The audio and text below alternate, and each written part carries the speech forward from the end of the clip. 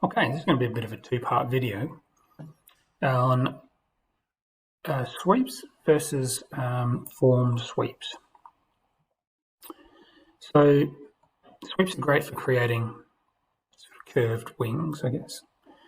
So I'm going to create a wing for this car. I've got a sketch on my mid-plane here already. Just remember, we're in professional class now, so that means that, just put construction line on, our wings have to be minimum 1.5 tall, because they're made out of 3D printed parts, by 15mm steel. They have to be at least have a span of 20, so 40mm total, 20mm each side effectively. So this profile has to fit within your wing, I guess. So if I were to create it as basic ellipse, for example, please don't copy me. It's not the, well, you can if you like, but it's not the most creative thing in the world. If I'm creating my ellipse, I have to make sure that that box fits inside my wing. Now, of course, give yourself some tolerance, make sure there's a little bit extra. You don't want the wing shrinking or something like that. Obviously, you'll paint it, but you don't want it to shrink, that sort of thing. So that's going to be my wing profile. It can be bigger or smaller or whatever, but that's going to be my profile. Now, same deal as last time. If I quickly just pop in a line here. 34mm, I think, off the top of my head, is the lowest it can be, so it can't be below that. So be anywhere here. Can you leave it up above, of course? So you see Horizon's car there, wing sits above the car, which is perfectly fine if you want it to. I guess the advantage of having it stick out of the car is that it can be narrower. So the overall car can be narrower. It doesn't have to be on the side of the car.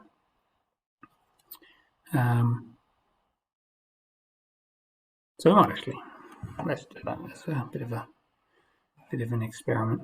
Now, still going to finish that sketch. And placement is important, but I've got loads of room here. I can put it anywhere I want, really.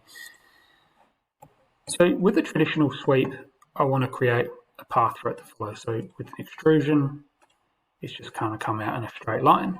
I want it to follow a path that I'm going to draw in. So best way to do that is to create an offset plane.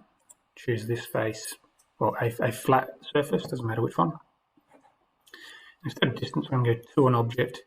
I'm going to choose this ellipse, and it will give me a plane running right through the middle of that ellipse.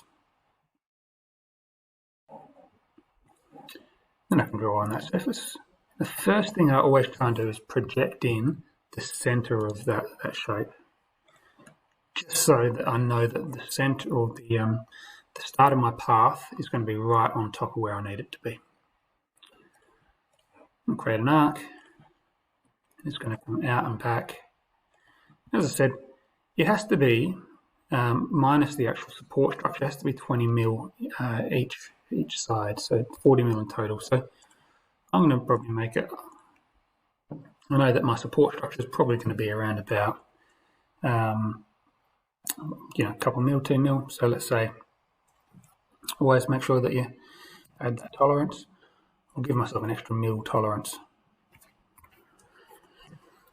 Okay. So I'm going to sweep it back like that and finish. So I've got my profile now, I've got my path for it to follow. So I'm going to create my sweep.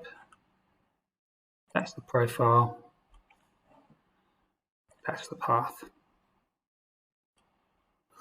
Now it's important when you do this sweep is that you make sure that you have parallel turned on, because the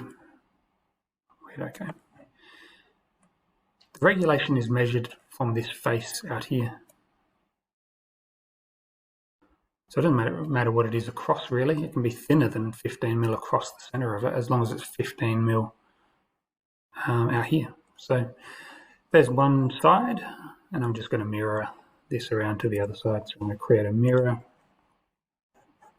choose features or bodies. I don't know which one in this case. Features. That's not a mirror plane. There we go. And then from there, I'll create a structure which goes down to join to the rest of the body. You could create that from this central plane, from that side view, or you could do sort of an extrusion from this new plane we just created. You could do an extrude down, depending on what shape you want it to be, I guess. So that is a traditional sweep. In my next video, I'm going to show you the benefit of doing exactly the same process as a form.